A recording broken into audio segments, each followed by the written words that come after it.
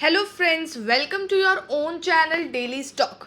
तो आज हम आपको Watt Wizard Innovations and Mobility Limited के बारे में शेयर एनालिसिस बताने वाले हैं और साथ ही में आपको फंडामेंटल्स के साथ बताएंगे कि आपको इस शेयर में निवेश करना चाहिए या नहीं करना चाहिए। आगे बढ़ने से पहले अगर आपने हमारे चैनल को सब्सक्राइब नहीं किया हो तो आप हमारे चैनल को सब्सक्राइब ज़रूर कर दीजिएगा, साथ ही में हिट द बेल आइकन। तो सबसे पहले आपको बताती हूँ कि आज इस कंपनी के बारे में किस किस एजेंडा के ऊपर हम बात करने वाले हैं, जैसे कि कंपनी प्रोफाइल, कंपनी क्या काम करती है, उसके बाद पीयर कंपैरिजन मतलब इसके कॉम्पिटिटर्स के साथ कंपेयर करेंगे, then financial ratios, promoter holding, quarterly results analysis और शेयर प्राइस चार्ट को एनालाइज करेंगे। तो इस सारी चीज़ों के बारे में आज हम बात करने वाले हैं। अब यहाँ पर Watt Wizard Innovations and Mobility Limited ये नॉर्मली किस में फोकस करती है? क्लीन एंड ग्रीनर ऑल्टरनेटिव्स, मतलब clean and green energy types, उनके ऑल्टरनेटिव्स पे ये फोकस करती है। और इसका करंट वेज ऑफ लाइफ और जो 2 स्टार प्रोडक्ट है, 2 स्टार प्रोडक्ट्स है जिनके थ्रू ये करती है वो है Joy E bikes and Vyom innovations. In 2 products के थ्रू कंपनी अपना काम कर रही है। अब यहाँ पर मार्केट कैप की बात करेंगे तो 2511 करोड़ का कंपनी का मार्केट कैप है। तो ये एक स्मॉल कैप कंपनी है जिसका आप प्राइस टू अर्निंग रेशो देखेंगे तो वो 426 है, मतलब प्राइस बहुत ही महंगे प्राइस पे, मतलब उसका जो शेयर प्राइस है बहुत ही महंगे शेयर वैल्यू पे ये मार्केट में मिल रहा है। अब यहाँ पर इसकी डेट देखेंगे तो डेट कंपनी के पास है नहीं करंटली। कंपनी ने प्लेज पे 1% का स्टेक नहीं रखा हुआ है और करंट प्राइस है कंपनी की 95.7 रुपीज़। यहाँ पर कंपनी की बुक वैल्यू भी नहीं दी हुई है। आरओसी हालांकि बढ़िया है, 15% का आरओसी कंपनी दे रही है। मतलब जो कैपिटल एम्प्लॉयड होता है, कंपनी अपने कैपिटल को कितना एफिशिएंटली यूज़ कर रही है। तो ये ईयर में कंपनी ने अच्छा खासा एफिशिएंट यूज़ किया है और रिटर्न दिया है। आरओई की बात करें तो वो ठीक ठाक है कंपनी का, मतलब पहले से बेटर है कंपनी का आरओई 11.3%। बस these all are the things जो आपको दिमाग में रखना चाहिए एक कंपनी के बारे में। इंडस्ट्री पी अगर आप देखें तो वो 32.9 है, बट आप कंपेयर कर रहे हो प्राइस टू अर्निंग, मतलब ये कंपनी का प्राइस टू अर्निंग रेशो देखते हो तो वो 426, जो मैंने पहले ही बोल दिया, बहुत ज़्यादा ओवर वैल्यूड प्राइस पे ये स्टॉक को ट्रेड किया जा रहा है। अब यहाँ पर फाइनेंशियल ट्रेंड्स अगर आप देखें तो 2018 में जैसे कि देखेंगे कंपनी का जो रेवेन्यू था वो था 24 लाख का था। 2019 में 14 लाख का था, जिसमें से कंपनी 16 लाख के लॉस में थी। 2020 की बात करें तो 18 लाख का कंपनी को यहाँ पर रेवेन्यू था, जो रेवेन्यू यहाँ पर 2019 के कंपैरिजन में इंक्रीज हुआ, बट लॉस अगर आप देखेंगे तो 93 लाख का था। बट धीरे धीरे 2021 में फाइनली कंपनी ने अच्छा खासा रेवेन्यू किया है as compare to previous 3 years. यहाँ पर कंपनी ने 39 करोड़ 36 लाख का रेवेन्यू किया है और साथ ही में 1 करोड़ 88 लाख का प्रॉफिट किया है। इसी की वजह से कंपनी के जो रिटर्न्स है, return on capital employed, return on equity, वो यहाँ पर अच्छा खासा दिख रहा है। क्योंकि अगर कंपनी प्रॉफिटेबल नहीं होती तो वो अभी लॉस में होते या नेगेटिव में होते, लेकिन यहाँ पर 2021 में कंपनी ने अच्छा खासा परफॉर्म किया है। दैट्स वाई यहाँ पर कंपनी के जो रिटर्न रेशोज है वो ऊपर है।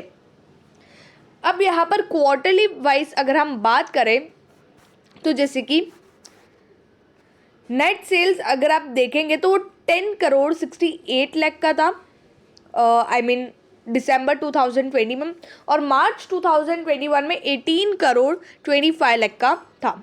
लेकिन धीरे धीरे अगर आप देखते हैं तो 2022 के रिजल्ट्स कंपनी के और भी अच्छे होंगे, क्योंकि यहाँ पर जून में कंपनी ने 11 करोड़ का सेल्स किया, देन सितंबर में 33 करोड़ का सेल्स किया और दिसंबर में 58 करोड़ का सेल्स किया है। जबकि कंपनी ने 2021 में, मतलब 2020 टू 21 का यहाँ पर डेटा वो सिर्फ 39 करोड़ का था, और यहाँ पर कंपनी ने सितंबर 2021 में एक ही क्वार्टर में कंपनी ने 33 करोड़ का सेल्स किया है।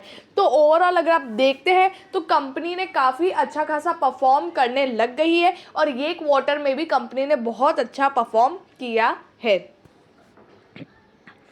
यहाँ पर अगर हम प्रॉफिट आफ्टर टैक्स अगर हम देखें तो 74 लाख का जो प्रॉफिट था इन 2020 दिसंबर के क्वार्टर में, वो दिसंबर 2021 में 2,87 करोड़ का है। तो यहाँ पर कंपनी की प्रॉफिटेबिलिटी भी बढ़ रही है। उन्होंने एक ही क्वार्टर में 2,87 करोड़ का प्रॉफिट दिया है, जबकि पूरे साल में कंपनी का जो प्रॉफिट था वो 1,88 करोड़ का था।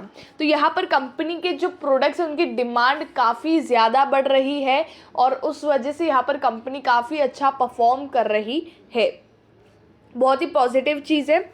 अब यहाँ पर कंपनी के पास, प्रमोटर के पास 71.64% का स्टेक है, जिसमें से दिसंबर से लेके जून 2020 तक कंपनी के पास 66.86% का स्टेक था। लेकिन सितंबर से जब कंपनी ने और अच्छा परफॉर्म करना स्टार्ट किया, तब कंपनी ने अपने स्टेक्स भी बढ़ा दिया और 71.64% का स्टेक कंपनी ने कर दिया है। मतलब प्रमोटर के पास इतना स्टेक है जिसमें से प्लेज एक भी परसेंट नहीं है। पब्लिक के पास यहाँ पर 28.33% का स्टेक है और फॉरेन इन्वेस्टर्स के पास भी यहाँ पर 0.04% का स्टेक है। डोमेस्टिक इन्वेस्टर्स और अदर्स जैसे कि लाइफ इंश्योरेंस कंपनीज होगी या म्यूचुअल फंड, उनके पास यहाँ पर एक भी परसेंट का स्टेक नहीं है। तो यहाँ पर शेयर होल्डिंग पैटर्न में हालांकि डोमेस्टिक इन्वेस्टर्स और अदर इन्वेस्टर्स के पास नहीं है, बट यहाँ पर जो प्रमोटर्स है वो अपना स्टेक बढ़ा रहे हैं। तो इससे एक और ट्रस्ट बिल्ड होता है कि यहाँ पर प्रमोटर को खुद को अपनी कंपनी पे ट्रस्ट होने लगा है। ओके, अब यहाँ पर पीयर कंपैरिजन की बात कर लेते हैं। तो इसके कॉम्पिटिटर्स, ये एक ऑटोमोबाइल सेक्टर है, इसके कॉम्पिटिटर्स अगर आप देखेंगे तो आइशर मोटर्स है, हीरो मोटोकॉर्प है, टीवीएस मोटर्स है और ये 4th नंबर पर आता है। यहाँ पर जो करंट मार्केट प्राइस है इनकी जो है वो 2631, देन 2721, देन 653 और ये शेयर आपको 95.70 पे मिल रहा है।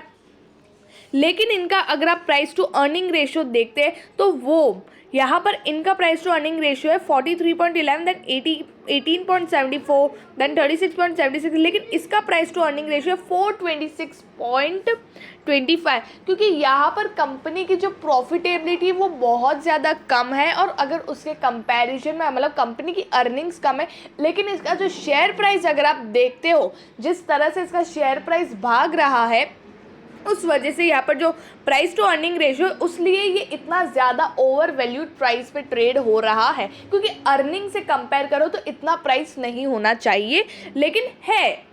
उस वजह से यहाँ पर जो प्राइस टू अर्निंग रेशियो बहुत ज़्यादा है। अब यहाँ पर जो मार्केट कैप है वो अगर आप देखेंगे तो ये एक लार्ज कैप कंपनीज है, जहाँ पर वार्ड विजार्ड इनोवेशन एक स्मॉल कैप कंपनी है जिसका जो मार्केट कैप है वो सिर्फ 2510 करोड़ का है। डिविडेंड यील्ड भी इस कंपनी का बहुत कम है। देन अगर आप नेट प्रॉफिट देखेंगे तो वो भी इस कंपनी का, जैसे कि यहाँ पर 373 करोड़ का है, उसमें से सबसे ज़्यादा प्रॉफिटेबिलिटी यहाँ पर हीरो मोटोकॉर्प के पास है और सबसे कम प्राइस टू अर्निंग रेशियो भी उसी का है। ठीक है, और यहाँ पर जो इसकी प्रॉफिटेबिलिटी वो 2,87 करोड़ की है। तो यहाँ पर नेट प्रॉफिट भी सबसे ज़्यादा इसका कम है। देन अगर आप यहाँ पर ये देखेंगे क्वार्टरली वाइज प्रॉफिट देखेंगे तो वो यहाँ पर इंक्रीज़ हुआ है। सेल्स कंपनी का यहाँ पर सबसे ज़्यादा है हीरो मोटोकॉर्प का। देन क्वार्टरली सेल्स अगर आप देखेंगे तो दिस इज़ समथिंग एल्स, उस वजह से यहाँ पर ये नेगेटिव में आ रहा है।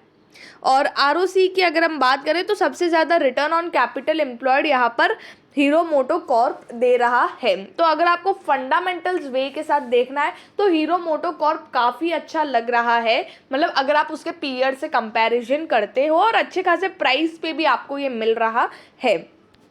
अब यहाँ पर एटलास बात करते हैं वार्ड विजार्ड के बारे में। तो 5 ईयर हाई है 170, बट करंटली 95.70 पे ट्रेड कर रहा है और 1.54% अप है। और अगर इसकी प्राइस समरी अगर आप देखेंगे 52 वीक की तो 100.70 है एंड जो फ्राइडे का हाई और लो है वो 93.60 और 96.80 का इसने हाई मारा था। अब यहाँ पर द थिंग इज, यहाँ पर कंपनी अभी ग्रोथ सेगमेंट में, मतलब कंपनी का जो रेवेन्यू है वो अच्छा खासा बढ़ रहा है। मतलब ये जून में दैन सितंबर में और दिसंबर में काफ़ी अच्छा खासा ग्रोथ दिखा है। तो ईयर ऑन ईयर बेसिस पे भी कंपनी काफ़ी अच्छी लगेगी एंड क्वार्टरली वाइज भी काफ़ी अच्छा कर रही है। ठीक है, तो अगर आपको रिस्क लेना है तो आप इस शेयर में ले सकते हो, क्योंकि जिस तरह से कंपनी परफॉर्म कर रही है तो धीरे धीरे कंपनी की अगर प्रॉफिटेबिलिटी भी अच्छी होती है तो इसका प्राइस टू अर्निंग रेशियो अपने आप रिड्यूस हो जाएगा। लेकिन प्रॉफिटेबिलिटी अच्छी होती है, तो अगर आपको ट्रस्ट होता है तो आप इस शेयर में निवेश कर सकते हो। लेकिन अगर ये यहाँ से फिर से इसका जो बोलते हैं यहाँ से फिर से अगर इसकी रेवेन्यूज़ कम होते तो ये एक रिस्की बात हो जाएगी फिर से, कि मतलब कंपनी का शेयर प्राइस फिर से नीचे आने लग जाएगा। तो आप उतना ही पैसा डालें जितना आपको जितना आपको लगता है कि आप होल्ड कर सकते हो या फिर आप गंवा सकते हो। ओके, तो आपको इस शेयर में उतना ही पैसा डालना चाहिए। ये एक रिस्की स्टॉक टाइप है।